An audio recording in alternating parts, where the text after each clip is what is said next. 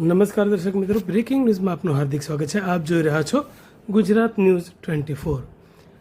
ડભોઈમાં ભાજપના ગૌરવનું અપમાન. જ્યાં સમાચાર મળી રહ્યા છે ડભોઈથી, કચરાના ઢગલામાંથી મળ્યા પક્ષના ઝંડા.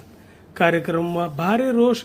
Dabhoi statue of unity road પર આવેલી નર્મદા કોલોની પાસેની એક કચરાપેટીમાં ભાજપના ચિહ્નવાળા ઝંડા રઝળતી હાલતમાં મળી આવતા સ્થાનિક રાજકારણમાં ગરમાવો આવી ગયો છે.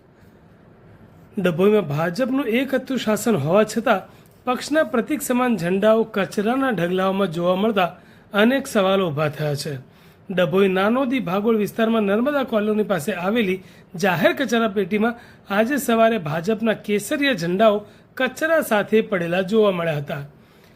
આ દ્રશ્ય સોશિયલ મીડિયા પર વાયરલ થતાં જ પક્ષ પ્રત્યે નિષ્ઠા ધરાવતા કાર્યકરો અને સ્થાનિક નેતાઓમાં રોષની લાગણી ફેલાઈ છે. વારંવાર થતી ઘટનાઓ નોંધનીય છે કે ડભોઈમાં આ બીજી વાર બન્યું છે કે પક્ષના ઝંડા આ રીતે કચરામાં જોવા મળ્યા હોય. અગાઉ પણ આવી ઘટના બની હોવા છતાં કોઈ નક્કર પગલાં લેવાયા નથી. ષડયંત્ર કે બેદરકારી? આ ઝંડા કોણે ફેંક્યા? શું આ કોઈ વિરોધ પક્ષ દ્વારા પક્ષને બદનામ કરવાનું કૃત્ય છે કે પછી પક્ષના જ કોઈ જવાબદાર વ્યક્તિની ઘોર બેદરકારી? તે તપાસનો વિષય છે. નેતાઓમાં ભારોભાર નારાજગી ફેલાયેલી છે. ડભોઈમાં ભાજપનું શાસન છે ત્યારે પોતાના જ પક્ષના ઝંડાનું આવું અપમાન જોઈને પાયાના કાર્યકરોમાં ભારે નારાજગી જોવા મળી છે. પક્ષનો ઝંડો એ અમારી ઓળખ અને ગૌરવ છે. તેને કચરામાં ફેંકવો એ અસ્વીકાર્ય છે. આ મામલે યોગ્ય તપાસ થવી જોઈએ.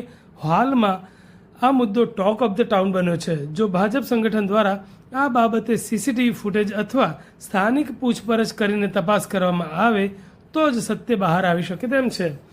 આ કૃત્ય અજાણતા થયું છે કે જાણી જોઈને પક્ષની છબી ખરડાવવા માટે કર્યું છે, તે હવે જોવાનું રહ્યું.